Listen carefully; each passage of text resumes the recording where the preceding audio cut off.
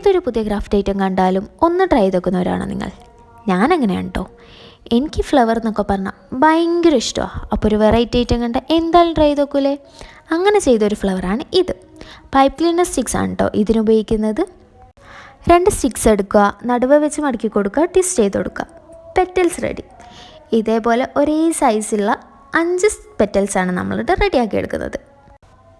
ഇനി leaf ഉണ്ടാക്കിയെടുക്കാനും same മെത്തേഡാട്ടോ use ചെയ്യുന്നത്. 2 sticks എടുക്കുക, നടുവ് വെച്ച് മടക്കി കൊടുക്കുക, ട്വിസ്റ്റ് ചെയ്ത് കൊടുക്കുക. Leaf ready.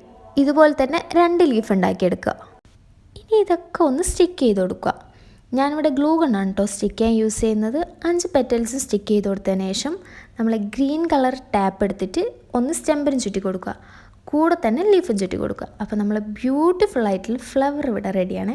ഇതുപോലെ ഒരുപാട് പൈപ്പ് ക്ലീനേഴ്സ് ഫ്ലവേഴ്സ് ഞാൻ ട്രൈ ചെയ്തിട്ടുണ്ട്. ഒന്ന് ട്രൈ ചെയ്ത് നോക്കൂ.